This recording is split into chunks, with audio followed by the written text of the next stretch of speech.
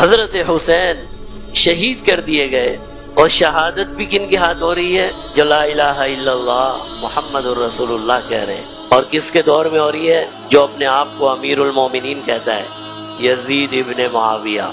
اور کب ہو رہی ہے؟ 1400 سال بعد، 1800 سال بعد، 2500 سال بعد نہیں، جناب نبی کریم صلی اللہ علیہ وسلم کی دنیا سے چلے جانے کے صرف 50 سال کے بعد، صرف 50 سال کے بعد کب شہادت ہو رہی ہے؟ اس وقت شہادت ہو رہی ہے جب ابھی وہ لوگ موجود ہیں جنہوں نے جناب نبی کریم صلی اللہ علیہ وسلم کو اپنی آنکھوں سے دیکھا ہے، جنہیں ہم صحابہ کہتے ہیں۔ اتنی تیزی سے یہ تبدیلی کیسے آ گئی؟ صرف 50 سال میں یہ امت اتنی تبدیل ہو گئی کہ اس نواسہ رسول کو صلی اللہ علیہ وسلم کو، اس شخص کو جس کے بارے میں جناب نبی کریم صلی اللہ علیہ وسلم نے ارشاد فرمایا، جو علی، فاطمہ، حسن اور حسین سے محبت رکھتا ہے میں بھی اس سے محبت رکھتا ہوں، جو ان سے جنگ کرتا ہے پھر میری بھی ان سے جنگ ہے۔ بنیادی طور پر علماء یہ کہتے ہیں کہ بھئی یہ واقعہ ہمارے لیے عبرت ہے، سبق ہے، اور اس کے اندر سبق کیا ہے کہ اگر مسلمان اپنے طرز حکومت کو تبدیل کر دیں تو پھر اتنا گر بھی سکتے ہیں۔ اللہ نے ہمیں حکم کیا دیا ہے، ان اللہ یأمرکم ان تؤدوا الامانات الی اہلھا، اللہ تمہیں حکم دیتے کہ امانت حقدار تک پہنچاؤ۔ طاقت اور قوت، نظام حکومت مسلمانوں کا اس شخص کے ہاتھ میں ہونا چاہیے جو خوف خدا رکھنے میں، جو تقوی اور طہارت میں سب سے آگے ہو۔ کیوں کہ جب وہ شخص اقتدار سنبھالتا ہے تو پھر وہ مثالیں بنتی ہیں جنہیں ہم کہتے ہیں عمر فاروق نے یہ کیا، عثمان نے یہ کیا، علی نے یہ کیا، ابو بکر نے یہ کیا۔ کیوں کہ اللہ نے انہیں خوف خدا سے نوازا تھا۔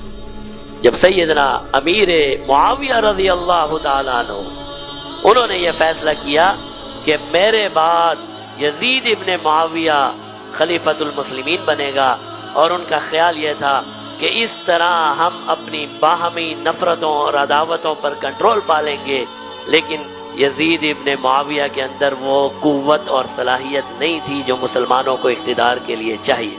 یزید ابن معاویہ تقوی اور طہارت میں، خوف خدا میں، پیارے محبوب اور اللہ کی اطاعت اور فرما برداری میں اس درجے پر نہیں جس درجے پر ایک خلیفہ کو ہونا چاہیے۔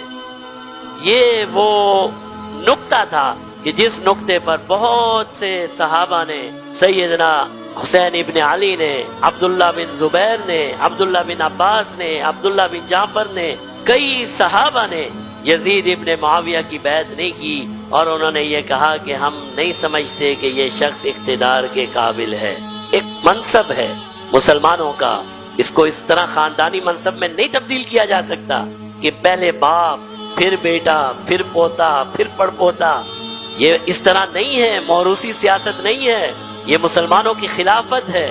اس میں وہی شخص اقتدار سنبھالے جو صدیق اکبر جیسی صفات رکھتا ہو، جو عمر فاروق کا کچھ نہ کچھ سایہ تو ہو، جو عثمان غنی ہو، جو علی مرتضیٰ جیسا ہو۔ یہ وہ نقطہ تھا جس نقطے پر آ کر یہ صحابہ رک گئے، اور اسی دور میں پھر سیدنا حسین ابن علی کو خطوط آنے لگے، کوفہ سے خط بھیجنا یہ اس زمانے میں کوئی آسان کام نہیں تھا، اور خطوط قبائل کی نمائندگی کرتے تھے۔ خط ایک آدمی کی طرف سے نہیں لکھا جاتا تھا، وہ کہتا تھا یہ میرے ساتھ یہ 500 افراد ہیں، ہم سب آپ کو لکھ رہے ہیں۔ سمجھنے کے باوجود اپنے آپ کو امتحان میں ڈالا اور وہ راستہ اختیار کیا جو سیدنا ابراہیم خلیل اللہ اور اسماعیل ذبیح اللہ کا ہے۔ اگر حسین ابن علی جانتے ہیں، پہچانتے ہیں کہ یہ لوگ دھوکہ دیں گے، کیوں جانتے ہیں کہ خود ان کے والد نے اپنے بیٹوں کو نصیحت کی ہے کہ بھئی کوفہ کے لوگوں کا اعتبار نہیں کرنا۔ یہ وہ تاریخ کو دکھانا چاہتے ہیں حسین ابن علی کہ جناب نبی کریم صلی اللہ علیہ وسلم کا نواسا اتنا کمزور اور اتنا تنگ دل نہیں ہے کہ اس کے نانا کی امت اسے بلائے اور وہ نہ جائے۔ جو کرنا ہے وہ تو انہوں نے کرنا ہے، اور یہی کہا راستے میں جب انہیں روکا گیا، عبداللہ بن زیاد کے لوگ آئے، جواب کیا دیا؟ فرمایا حسین نے، اے لوگوں میں خود تو نہیں آیا، تم نے خطوط لکھ لکھ کے مجھے بلایا ہے۔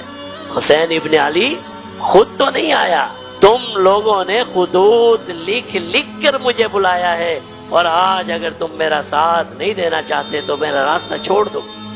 جناب نبی کریم صلی اللہ علیہ وسلم نے فرمایا، اذا وصل الامر الى غیر اہلہ، جب نااہلوں کے حوالے معاملات کر دیے جائیں، جب نااہل تمہارے فیصلے کرنے لگے، فانتظر الساعہ، پھر قیامت کا انتظار کرو، پھر کچھ بھی ہو سکتا ہے۔ اور حسین ابن علی نے عملاً کر کے دکھلایا کہ جب تمہارا حکمران یزید بن سکتا ہے تو پھر کچھ بھی ہو سکتا ہے، پھر حسین ابن علی کی گردن بھی کاٹی جا سکتی ہے۔